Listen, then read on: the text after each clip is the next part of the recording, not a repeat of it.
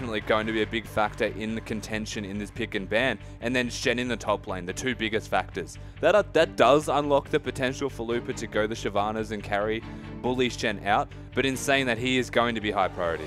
Well, of course, we are into Champion Select, ladies and gentlemen. QG, no surprise, is going to ban away the Rise, directed at Lupa and Dade. A bit of a 2-for-1 special there on that ban. Bit of a no-brainer. And M3 taking some time on their first ban as we move into this first game.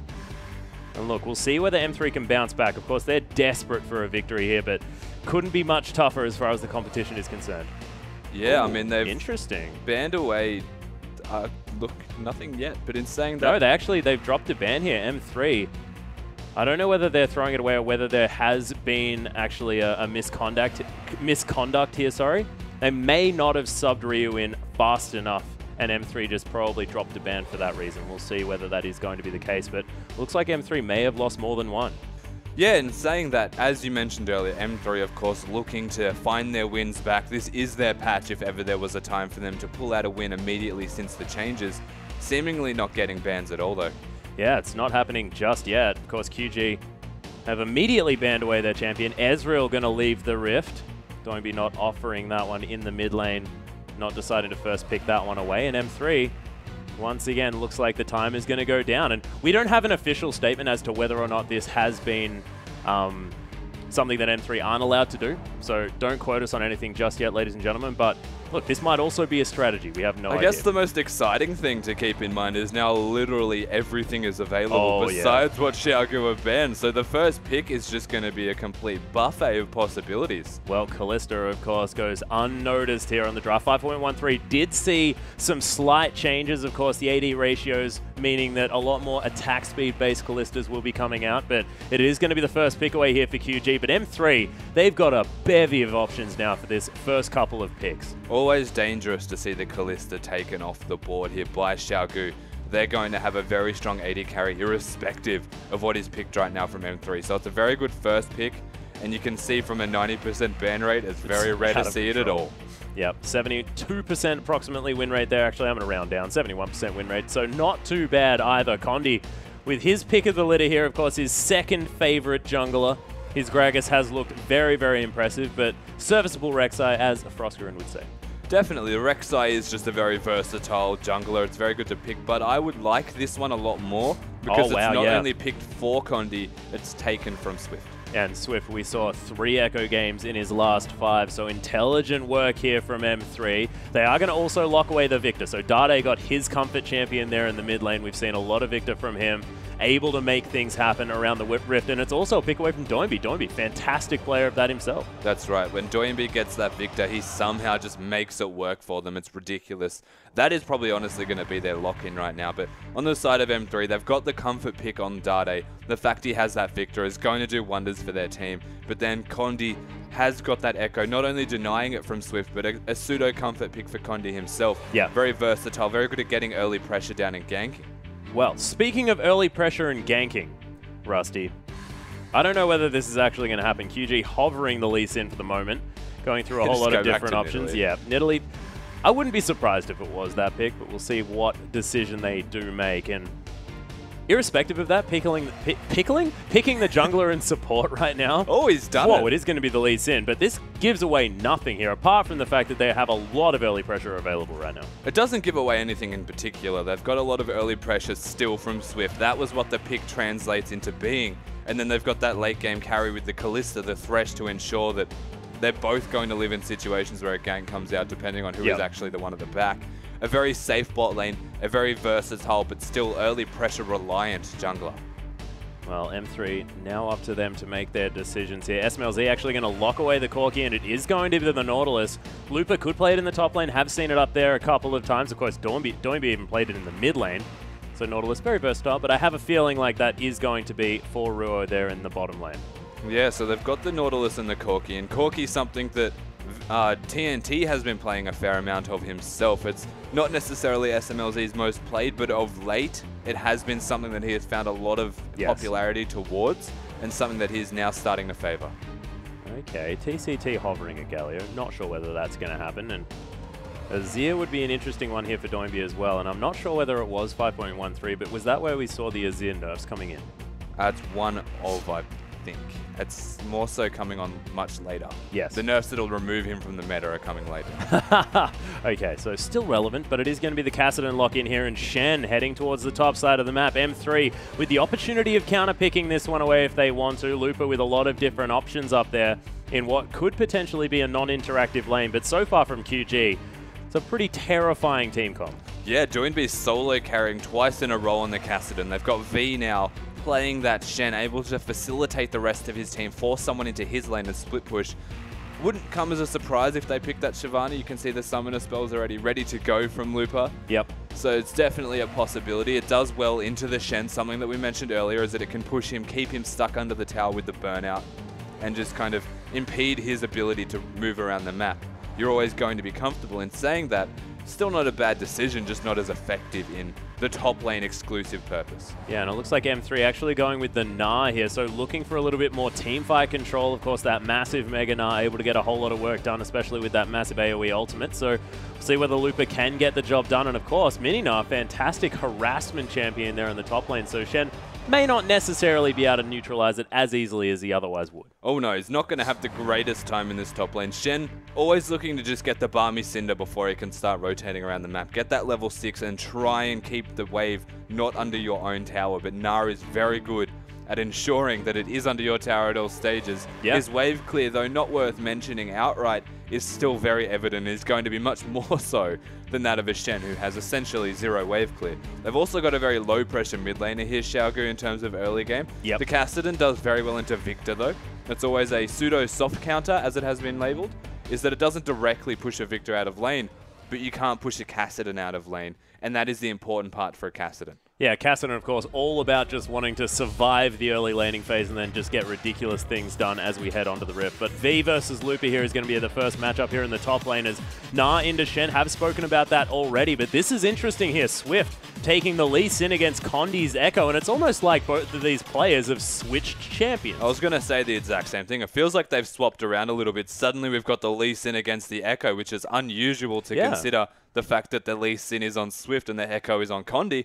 But in saying that, it's still fulfilling what both junglers like to do with their respective champions, and that is put the early pressure down and get their laners ahead. Yeah, and as far as team comps as well, it makes a whole lot of sense. You want to get that Kassadin through lane if you can, and of course, you want to make sure that you have that Venn diagram if you can have it. Of course, with those first 2 lockaways, M3 decided that they definitely wanted that situation. We'll see whether they can make it work in teamfights. Yeah, that's right. The Venn diagram comp, as you've labeled it, is very strong in zone control. It has this unique team fighting capability. It's going to be great. It certainly is, but we are going to get onto the Rift.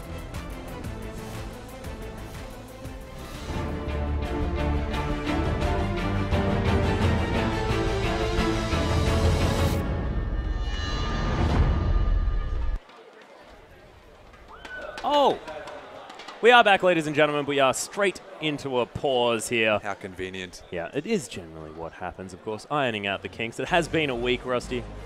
Just need to make sure that everyone is going to be fine. And, of course, already onto the Rift, not a whole lot to talk about, and no interesting items either, as very strangely, Victor has a Hex Core. Whoa, that is abnormal to say the least. But as you said, everything going to be quite standard. You look at both of these teams and think maybe the big question mark is actually going to be Swift. We mentioned just earlier the fact that he's on a Lee Sin, and that is the early pressure that he's always looking to do. Yeah. But in saying that, a champion that is notorious for dropping off around the mid-late stage and then coming back in late game is not necessarily what Swift wants to have if he's looking to actually be the carry that his team always needs. Yeah, or unless he's just saying, okay, I'm going to go completely ballistic this game, pick up a warrior enchantment and kill everyone on the map. Entirely possible. He can do that. If a Lee Sin gets ahead, he generally stays relevant through all stages of the game. But then that's also on the preface that you are going to be ahead irrespective of who you're up against. It's a good point. Not necessarily easy to kill an Echo ever. The top lane Gnar, unless he's mini Gnar, is very difficult to kill, but you do have a Shen to facilitate that fact. You have a Shen in general, so the Lee Sin can afford to be over-aggressive in his decision-making and his positioning, because you know you have that shield to back you up. There's a lot of versatility around their team comps and what they are designed to do, and we'll see if they can actually make that happen, because it's not easy to execute. But if anyone can do it from the jungle, it's going to be Swift. Yeah, it certainly is. And I was actually going to talk about the jungle here because, of course, the jungle follows are a question. Are we going to get a lane swap this game, Rusty? Do you think that the Thresh Kalista lane is something you just have to dodge? It's very difficult to be in, that is for certain. The Corki has an okay time in laning phase, but it's very hard when you have a support that is reasonably high pressure, but not super high pressure. It's just there. Yeah, of course, on your screen right now, Ruo trying to prove himself on the Rift. Haven't seen him for a while, and we'll see how he goes heading onto the M3 roster. We do see what looks like standard lanes. Yeah, we're looking at the standard lanes at least at the moment. Everyone being very neutral in their positioning and neutral in their vision as well. So we're probably going to see the standard lanes unfold unless Xiaogu have been the ones to spot that ward and said we don't want to be in it. But that's unlikely given that it's a Shen. Yeah, you can see as well, lots of pings on the wards going down. You can see M3 actually getting both of theirs spotted towards the top side of the map. And it looks like there might be a switch up here as Nautilus heading towards the top lane. Ruo trying to go for a lane swap. Yeah, from the looks of it, they are swapping here. M3, something that of either team that you would expect a lane swap, it would be this Masters 3 team. Oh, yeah. They're into a very difficult 2v2 in the bot lane. Shen, not the best in a 1v2, has a unique amount of kill pressure because of the taunt being present. But they haven't actually spotted that this is going to happen, so they are going to get a successful 1v2. Yeah, so SMLZ and Ruo are going to be able to make it so that SMLZ gets some easier farm here in the early game. Ruo just going to check this brush. V was discovered, but he's fast enough, is going to be able to make it out of there. And M3, they want him. He hasn't leveled anything yet, Shen, so if need be, he would have got that taunt and found himself in safety. But you can see SMLZ trying to make sure that the wave pushes back towards them and they get a freeze going by stacking the minions so that they focus one minion themselves. Yeah, incredibly deep freeze as well here as SMLZ actually tanked up about 1/3 of his health in damage. Already Dade and Doinby going pretty aggressive here in the mid lane. Something that is a necessity for the Kassadin in mid lane is to ensure that you time your spell shields, your magic damage shields, with the Victor putting down his damage. The best way to force that timing is just by being in his face. Yeah, and already V able to actually get some farm here as the freeze was very deep. SMLZ is going to be able to stop that relatively quickly as Ruo is just doing some interesting moves here in the top side of the map. But so far, nothing really of note just yet. And we'll see whether Xiaogu are going to have an explosive start with this Lee Sin or whether it's going to be M3 able to make something happen around the Rift. It's going to be difficult for them to actually deny the Shen, right? Or to stop the Shen being denied right now. Because if he wants the last hit, then he's going to push the lane. They've already secured the fact that they can very easily get that freeze now in their favor. And in order to actually break this, you can see he's just going to stuck at his own. He needs Swift to put some pressure here. Yeah, actually has taken the Shadow Dash level 2. Yeah, not too bad, of course. Level 1 here for the Nautilus. Does get level 2 now, so Dredge Line is going to be available if he wants it. He's going to throw it out, lands it there quite nicely, and it's a whole lot of Riptide damage. Yeah, at the end of the day, Ruo's not really worried about taking damage, and the Shen needs to be careful with how much he does take, because if the Corki is nearby, then he will start to struggle in this top lane. The bot lane right now, though, by the way, is a 1v0. Free experience and free tower damage. And I'm not sure where Condi started as well. By the looks of things, he already had a blue buff spinning around him. So 3 buff start here as Swift unable to get anything. But Dade gets hooked TCT with a massive play there. But Dade not even going to burn a flash. No, nice hook, but Swift had disappeared. Okay, V actually going to find SMLZ here. He's going to have to Valkyrie out of the way of the Shen. Yeah. 100 health now for Corki. So V actually got a lot of free experience. He wasn't zoned away from the experience at the very least. In fact, he farmed quite nicely. But that's 4 members.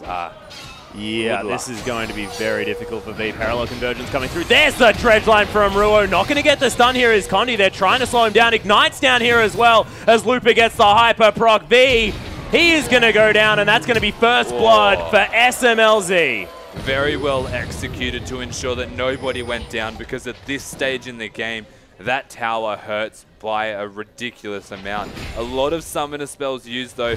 The Nautilus using both of his, the Corki even flashing to try and secure that kill. Thankfully he did, or it could have been an awkward flash. But in saying that, they get the result that they are looking for. V now struggling again. Yeah, huge deal as well for Looper, who was sitting on 2 CS to the 14 of V. So that extra money from the assist, although probably not that much and not enough to get him up to par, is going to be important.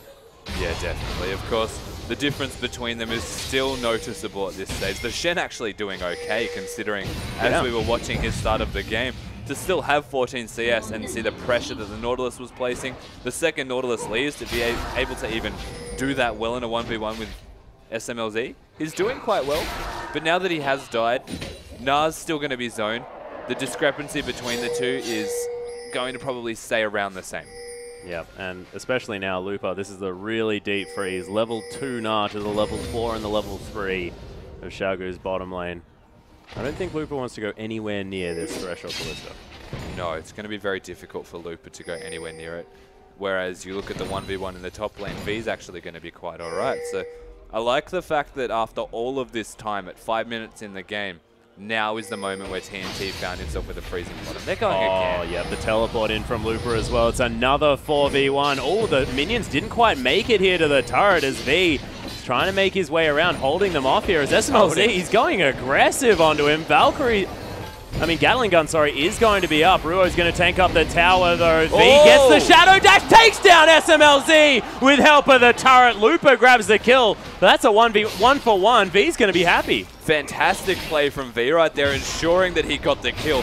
Looking to freeze it so that it didn't get to the turret and give them enough minions or positional advantages where they can actually get in and cleanly dive him. Instead, he forces SMLZ to be over-aggressive, and then SMLZ overstays to look for the kill. He didn't even heal right there, he just died. Yeah, and M3 not going to be able to take this turret as well as level 5 on V. There's the Shadow Dash. Condi tanking up the turret here, taking a fair bit of damage. So much damage available as the turret does finally go down. Parallel Convergence is going to be able to get the stun and the shield, more importantly for Condi. Phase Dive gets him back in, and Lupa picks up another one. V put a lot of emphasis on ensuring that he actually got some taunts down to get them away from the turret, but he pays for it again. So a really bad teleport at the end result almost was a very smart idea, but in saying that, they have made a trade for him. He still should be able to get there to ensure he gets most of these minions at the top turret. All in all, everything's working out quite alright for Xiaogu. Just maybe not the best possible position for a Shen to be in. Yeah, was definitely a gamble going for that one here as TCT just going to give Swift a hand taking down this blue buff and offering him a dark passage to safety as well. Doinby going to head back to base, augment that blasting one that he went for his first item. Yeah, so it's important to look at these mid laners. 61 to 48 in the farm right now, heavily favoring Doinby. Exactly. In a matchup that the only real pressure that came down was a hook from TCT earlier in the game. The rest of it has been pretty much an exclusive 1v1. So doing very well is this Kassadin, as expected in that soft counter matchup, to get through the laning phase, at least successfully. Well, that being said, Dart8 did just make it back to lane as well, so has closed that gap just a little bit, and Doinby now able to farm up the minions left underneath his turret. So we'll see as the dust settles how this one's going to work. Looks like approximately a 10 CS lead here for Doinby, so you're exactly right. Doing some work, unable to pick up the catalyst just yet, but does have the ingredients for that item. Yeah, opting into the blasting one. He wants as much damage as possible to ensure his strength in the lane is still able to push Dart8 out. Someone who, with his ability power, gets a bigger shield from the Q and can sustain through a lot better. But Doinby's matching it, so very smart itemization on one of the smartest players in the LPL. Yeah, there's also the fact that, you know, that Q, that spell shield, is going to give you a little bit more of a shield as well as more damage based on that AP. So defensive choice and offensive choice with that blasting one. On top of Dart8 here. To me. Yep, severely. Something that you'll see a lot of right now, though, from here on out, is Doinby using his ultimate to actually put down pressure whenever they want, or whenever Dart8 wants to use his death ray to actually last hit minions or control the wave. It's very smart play. It works around Dart8's spells to either deny him the ability to push minions down, or just get him to use the spells onto someone who has a magic damage shield on, and then he doesn't control the minions. Yeah, controlling Dart8's mana here on the side of Doinby, able to make sure that his resources are spent taking him down. As you can see, Dart8 half health here, and Doinby is able to shove out this wave. Exactly right. You can see right there just what we were talking about. He death rays Doinby, who doesn't lose health because he has the shield. And then the minions, he's using about twice the mana essentially in this lane just to ensure he can get all of the last hits. Yep. QG though in the bottom lane going to be pushing up this turret. SMLZ is going to be able to grab that one, but of course his bottom lane outer did fall down, so SMLZ not exactly as safe as he possibly could be. Condi making his way towards the bottom side. Doinby on top of Dart8 here. There's the gravity field. Parallel convergence coming in, but Condi not going to find any stuns, and Doinby just looks like he's able to have the time of his life in this lane. Death. Oh, Death Sentence, not quite. onto Dade. An aggressive decision there from TCT. He did have the Echo right there to aim for. Could have maybe forced a flash, but went for the kill hook right there to try and find Dade. Did not connect. So unlucky there from Xiaogu. And a smart little rotation though from that bot lane. They have nothing to do bottom. It is going to be another freeze though, so a very slow start to this game. Both of the AD carries looking for all of their farm. Yeah, Condi actually getting some decent damage onto Doinby here. He's running out of mana just a little bit. Probably wants that Catalyst ASAP in order to keep that one up. Dade makes his way back to lane. 95 to 81 CS though, as Dade almost has that Morellonomicon completed. Yeah, not too bad all in all. The mid lane, though ahead in farm, Dade's still going to have his items, still definitely going to be relevant. The bot lane of Xiaogu is actually rotated here, looking to maybe get down some structures. Yeah, TNT actually with a bit of a turret-destroying build as well. Berserker's Greaves and, of course, the flat attack damage of the BF Sword and Longsword there as well. So UG going to be able to do some work taking down this turret, and it looks like there may not be enough of a response here from M3 in time. Yeah, you have to question at this stage. It's going to be good of them to get the turret, but Swift is 3 zeros in his score right now. Yeah. That is how much impact he has had directly on killing a single member of M3. And as Lee Sin, not a great position to be in, to say the least. Dade had a bit of a smirk on his face there, so we'll see whether he's got anything in store for QG. Teleport towards the bottom side of the map. V just going to soak up all of this farm as it heads underneath this turret, understanding that he could teleport to that turret that time. Yeah, he knows he's a lot safer this time. The pressure was put top lane. They've managed to rotate as far as mid, but they can't really get any further. So these two are being adorable in their decision. But I say that with a very endearing term of that they're not going to find anything most likely. Yeah, probably not here. And Looper does have that bounce in order to get away if he wants to. Hex Drinker completed for the top laner of M3. And he's actually just going to head back to base. Has the ward. Oh, no. Ooh. It is about to change back. Mini now. Well, he's going to have a bit more mobility that way. Deathray looking for Doinby. Gets a little bit of damage. Fates calls down.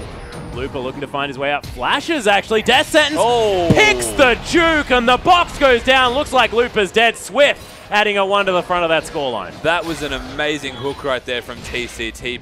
Predicting that juke. Able to pick it up with the flash. The response is here, though. Yeah, there's the parallel convergence. V looking to try and escape this one. Not going to make it out just yet.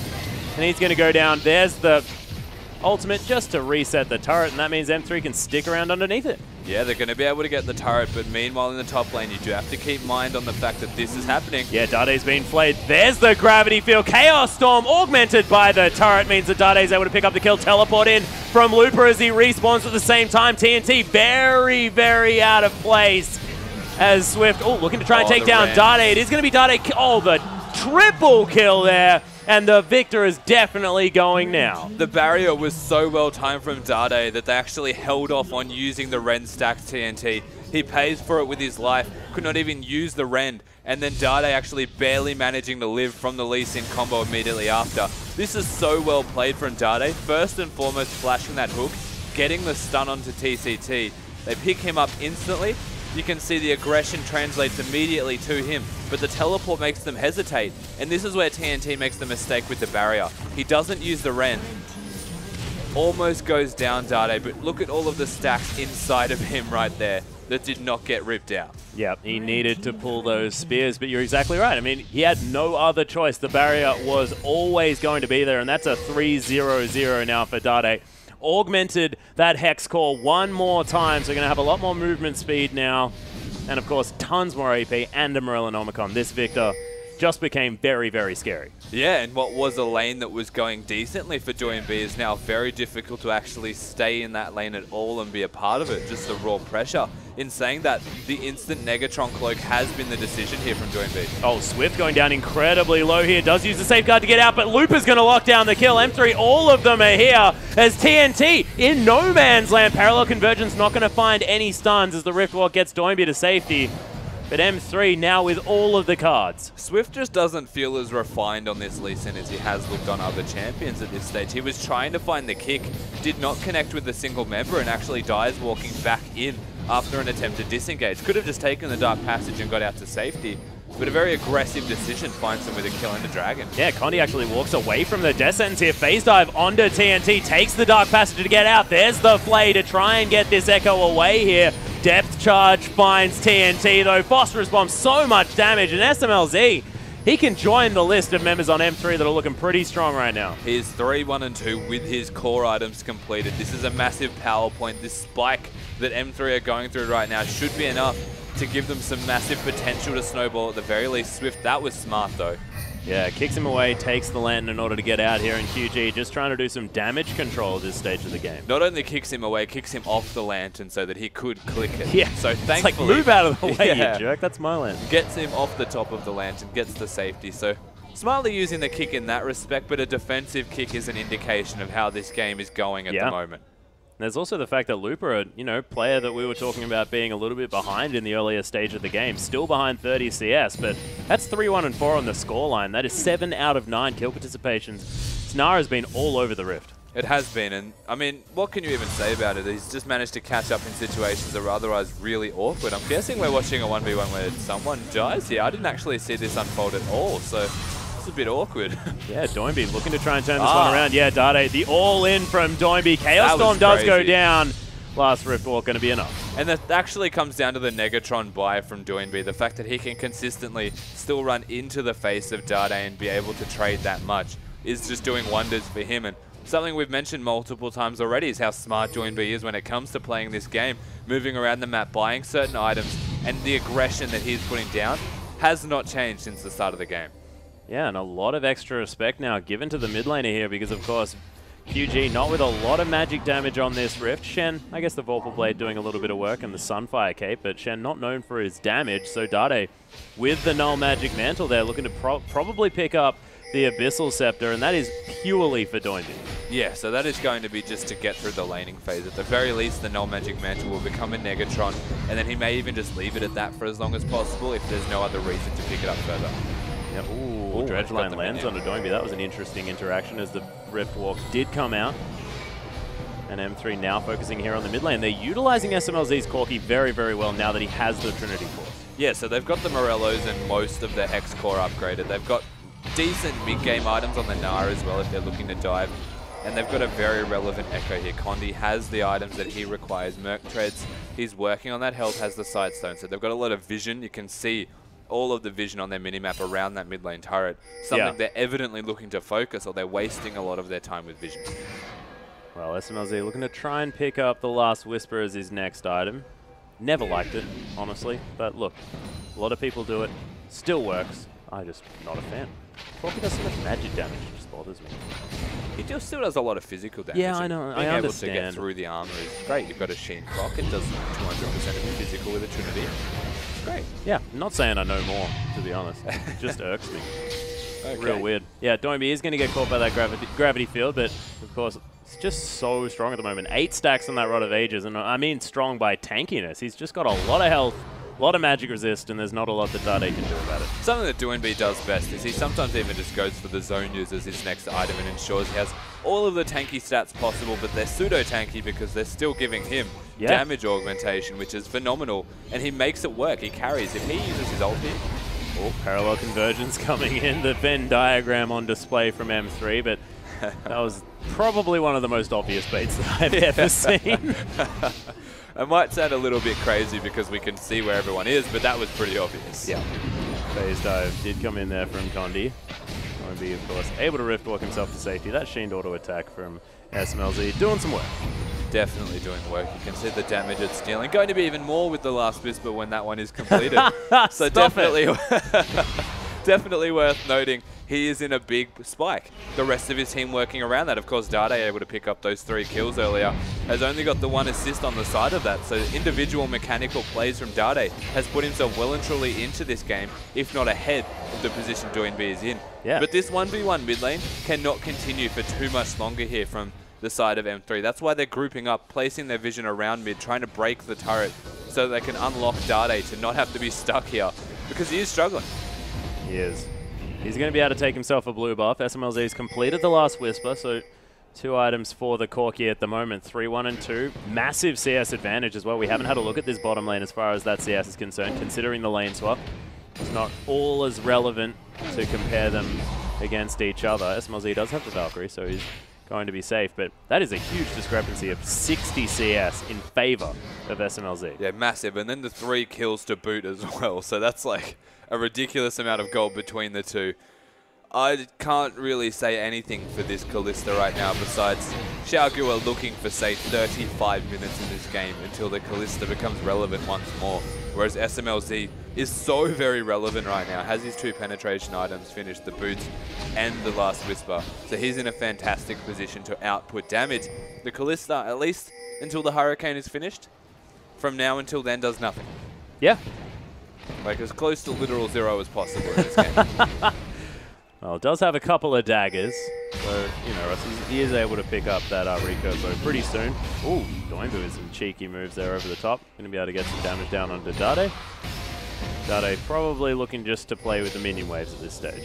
It's like throwing feathers really fast. It doesn't really make a difference because they don't really hurt. So at this stage, Qiao, they've got Doinbu though. This is the big, really important fact, and we've touched on it a few times, and that is because he needs to bridge the rest of his team at this stage. He needs to get them going, or at least be a big carry in the mid game to ensure they hit that point.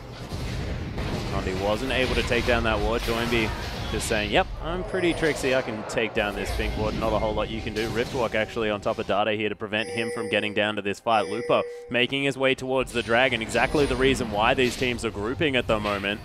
That one has just respawned. Yeah, he's down to half, and that was all Doinbu.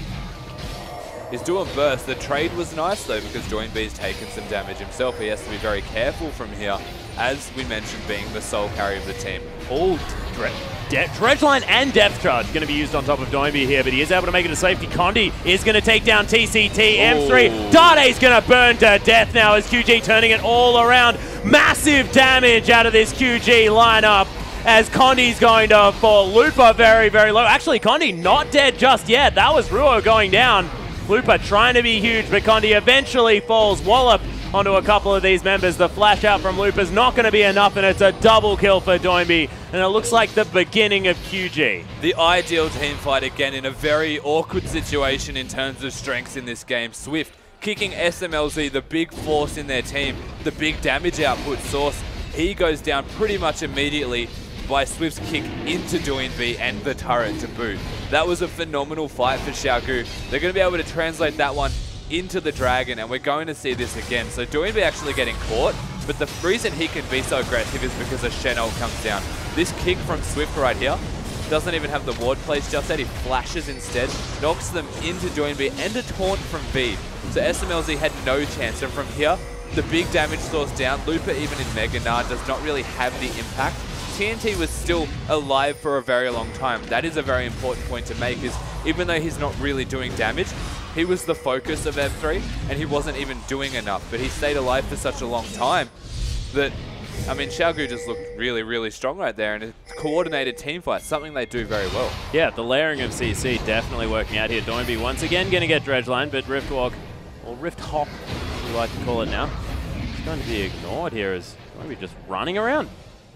Yeah, Doinbu starting to push his luck, but he is 4-0-1 with Lucidity boots as well. He's gone for the double AP pseudo-tanky items, so he's got the Rod of Ages for health, the Abyssal Scepter for magic resistance, but it was missing that cooldown reduction that a lot of Cassidans prefer to go with the Athenes. Picked that up in his boots, and now has already got the makings of what looks to be that Zhonya's that we mentioned earlier. Yeah. He's going to be so difficult to stop once he finishes that. Yeah, the back coming through from TNT. Death Sentence onto Condi now, but he's pretty tanky at the moment. Does have that Aegis of the Legion built up. So he is going to be fine. Sonic Wave not going to be answered with a Resonating Strike from Swift. And M3, now that they're grouped, moving around seeing if they can get something done. Denying the recall right there, V. Just being a pest as much as he possibly can be. I mean, you look at the score lines of the AD carry, the top laner, and even the jungler to a degree, and you don't see a team that is directly winning this game. But Doinbu, 3 games in a row now if we include this one. It's definitely not over yet, but if he's already carrying. So he's had standout performances on these Cassidans. He's found his replacement for the LeBlanc essentially at this stage, and he's putting in work. He has, and Doinbu, definitely a player that we weren't expecting to be this strong heading into the LPL, but looking brilliant at the moment. Now has that Zhonya's completed now as well, so can go into stasis in the middle of these team fights, and we'll see whether he's going to start getting things going, because he's got a whole lot more options now. He definitely does. The way that he can play around the game, similar to the Rumbles, where they just find this innate ability to become a tank out of nowhere because they have the zone use there. The active is just tankiness in and of itself for this very smart utility that it provides. He is leaps and bounds ahead of his lane opponent here, who already had a triple kill, so doing a lot of work in mid lane doing B. As we mentioned earlier, bridging his team potentially to a point where they are strong. Kalista finally has those 2 items and is strong. Well, Condi taking almost half of his health there from Doinby as he just pops over the wall. He's able to do that all day. Clears out the ward there at the same time. So QG, not only with control of the game, but their control of the vision is just ridiculous right now. Yeah, they have placed down relevant vision is the way to describe this. They are only looking to fight in areas where they have the vision control. Something that is worth noting though at this stage is, we were talking about it earlier, M3 are looking to focus mid lane a lot. They're putting a lot of their efforts into trying to unlock Dade because he was the one struggling in lane by getting the turret down as soon as possible. It seems that Xiaogu 100% were aware that this was happening, and they've won a team fight now around that mid lane. It's delayed everything by a fair amount here for M3. They can't utilize their mid laner just as much anymore because if he tries to clear a wave mid, he finds Doinby on his face.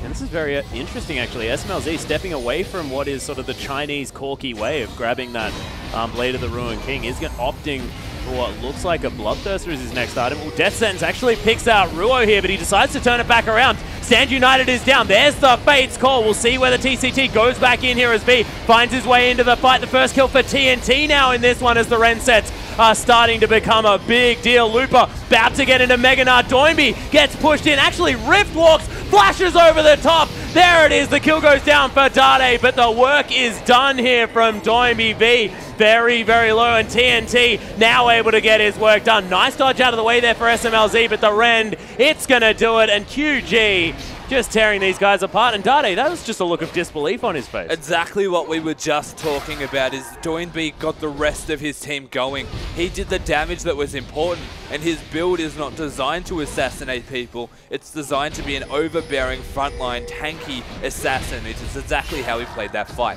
He's got TNT with the 2 big items now, the Bloodthirst and that Runar's Hurricane completed. Yeah. He was the big carry member in that fight. He was the one ensuring that people were dying after the heavy lifting was completed by Doinby.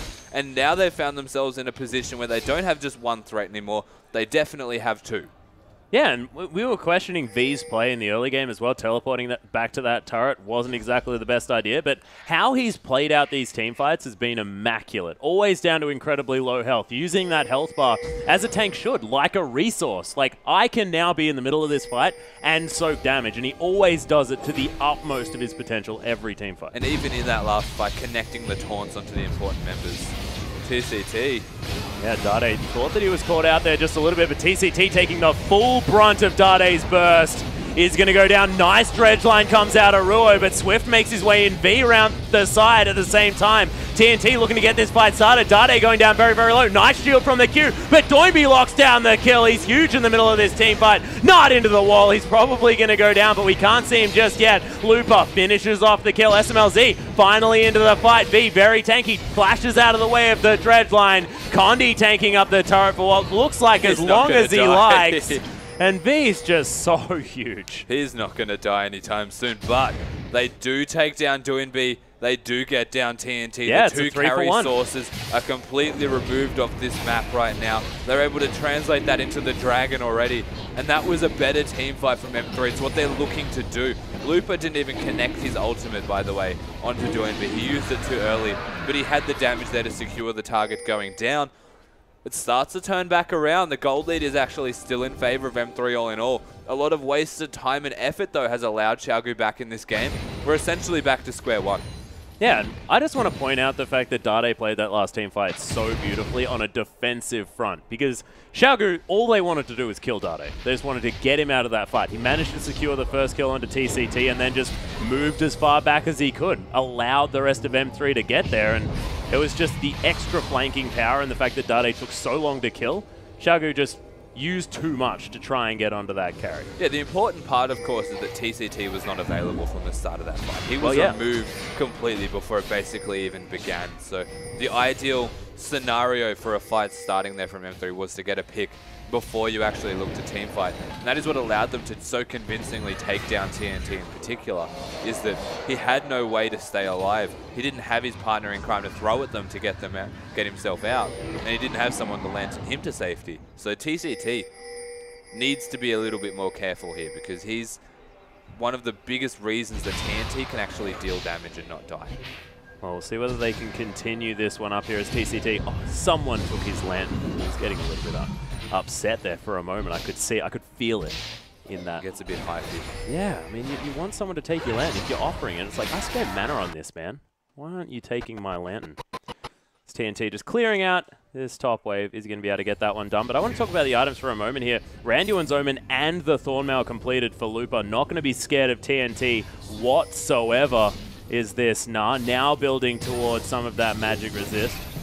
So the Doinby isn't going to be able to do too much, and see whether M3 can now start their path to victory, or whether it's going to be QG turning this one around. Of course, their late game comp's pretty scary, Rusty. Yeah, it is. I mean, both teams have a very good late game that needs to be respected. I think it comes down to execution a lot more. If the Lee Sin, if we do hit late game, is still going to be very relevant with one kick. That is the important part, is if Xiaogu's, if Swift can hit that kick, then they can still have a very convincing team fight. But at this stage, it just feels like it's so easy for Ruo to be the one initiating for their team. Yeah. And just throwing down that ultimate and ensuring that someone gets caught. Lupa, as you mentioned, building tanky, can actually just stack armor and then go for Doinby. See whether it does work as we move towards the later stages of the game. At the moment, it feels like that point where Swift is searching for relevance, Rusty. Definitely is. He is waiting for a very important moment where he can be the one initiating. But this is basically that trough that we were mentioning, where the Lee Sin is still okay, but just not going to be having the impact that an Echo could have in this game. And one of the bigger question marks is the Xiaogu's drafting as to why they went for this Lee Sin, perhaps. Yeah. Didn't really get anything happening. Still been very relevant now, 10 out of the 13 kills. It's been doing well. But now it feels like, at this point in time in particular, Swift's starting to struggle. And we were not expecting this moving into this matchup as well. If we go back to what we were talking about earlier in as we were introducing these teams, we were looking at the jungle and thinking, this is a mismatch. We were looking at Swift to say, this guy is a god coming over, has looked fantastic, but he's trying to play Condi's game, and it's not working.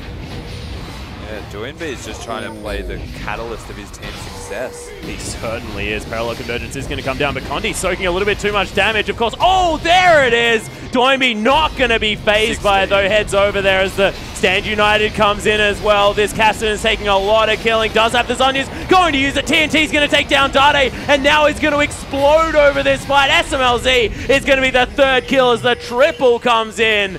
And TNT just rocked that fight. That was all about him. TNT performing in that fight right there, being exactly where his team required him to. But this is the pick that we were talking about, where M3 found a successful fight, turn that around, and this is how Xiaogu win that fight. They catch Echo out of position, force Condi's ultimate immediately, and then they have a very easy victory. Doinby quite literally threw himself into the dead center of that fight to try and be a tank, bait them into hitting him, and then use the Zonyas to ensure that he stayed alive, because he'd already done his job. He got down Condi here. He initiated all of this, even using the flash after Condi gets over the wall to ensure that he dies. Straight away, now watch what Doinby does and how he just puts himself in the dead center of this fight so that they're going for him.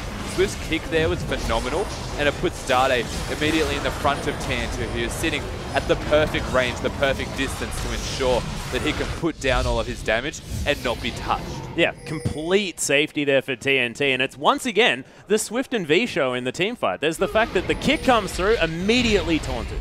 Yeah, their combo is doing wonders for team fighting. It's always on the important members. Dade has been the focal point. SMLZ was the last one to get kicked into a taunt as well. So yeah, Swift doing well to make sure these kicks are on their carries, and not only that the kick is on the carry, but the follow-up from V on the exact same target, and it's in front of a carry from Xiaogu.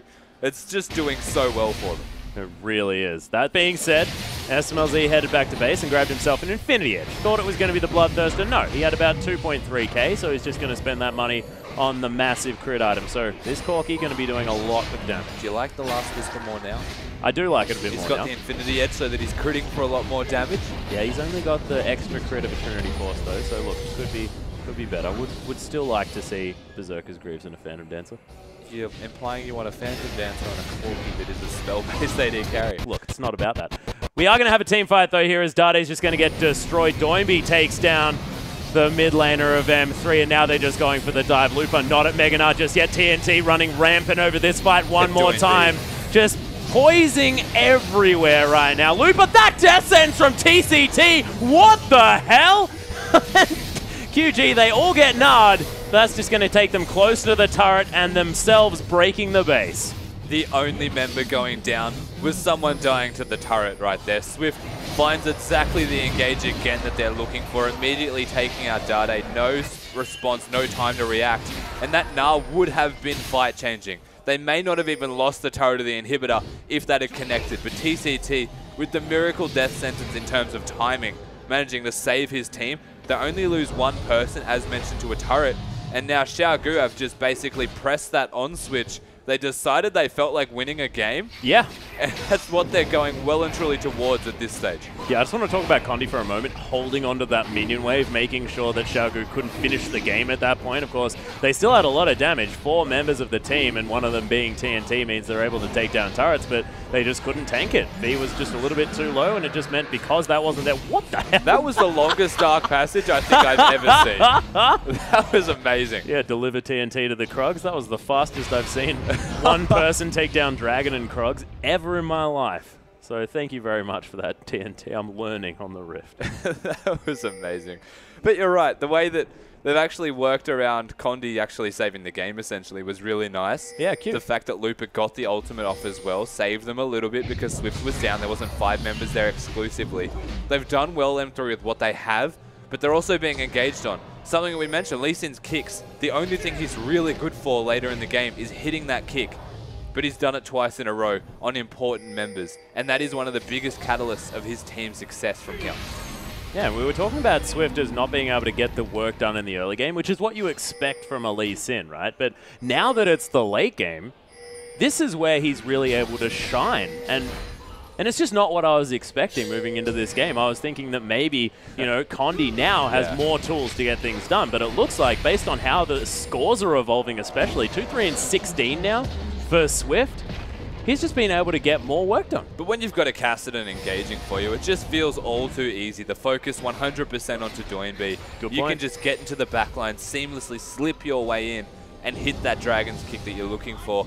I mean, it's just working wonders, the fact that Doinby actually was successful in his laning phase against the Victor. They may want to question why they've actually picked Victor so early in the order, taking it away from Doinby, but it also unlocks the Kassadin as a complete possibility, and he's carried with it every single time he's been on it. Yeah, and M3, they knew that that was a pick that was an option for Doinby here as well. So now, of course, that the Rod of Ages has been buffed on this patch, we have to remember that it's 5.13. SMLZ takes 1 Q. Yeah, okay, that was a heck of a lot of damage. Doinby, you've just got to He actually doesn't care. Yeah, decides not to calm down here as the depth charge is going to get blocked by that Zonya's parallel convergence comes in. Doinby actually jumping out of it is going to burn to death though as the ignite ticks down. TCT gets Fates called out and QJ want nothing of this fight now that they've had their mid laner picked off. And M3 looks like they've still got some fight left in them. V not using his ultimate as well there raises some questions as to and what some eyebrows he there was of Doinby as you just doing. Yeah. I would raise my eyebrow too. It's Jen not hitting the ultimate. He got out to safety, probably worth using it. In saying that, it's not a massive loss. They're going to lose at least 1 turret though, maybe even 2 turrets, depending on if M3 are feeling over-aggressive. It does seem like they want to go towards that. And Doinby, while we're talking about what over-aggressive is personifying that to a T. Oh, yeah. And when they're running a 2-threat comp like this, they can't afford to lose that portion of the damage because M3, they do have options to get into the back line, and TNT just is not safe enough for them to try and fight anything. Yeah, that's right. They are running almost exclusively that 2-threat comp. The rest of the teams looking to work around the strengths of this Kassadin and bridge themselves, something they've done successfully now. They've got TNT going. But he can't continue to be by himself in the middle of the enemy base looking to put damage onto a Nautilus. There's situations where you realize that you're making a mistake. That was probably one of them. And he might be a little bit smarter from here. Yeah, maybe a little bit sheepish at this stage, but We do have the Blade of the Ruin King completed for SMLZ. Trinity Force, though, built by V. So, look, what I was talking about when I was saying a 2-threat comp, that was before V decided to grab that Trinity Force. Now doing some damage, can actually threaten SMLZ, not only with the fact that he's impossible to kill, but also the fact that his auto attacks are going to be doing some work, and he has a whole lot of extra stickiness with that Rage passive coming through from the Phage component of the Trinity Force. I like it. I'm more of a fan personally of the static shift, but I definitely I like still Wits End. Oh you see, I've been speaking about some ridiculous stuff here as Doinby does have to stand united this time. TNT trying to bounce around this fight, still untouched, already taken down one. That's two, almost picking up the third here. Death sentence onto Looper as well. TNT just bouncing around the fight. Looper's gonna die.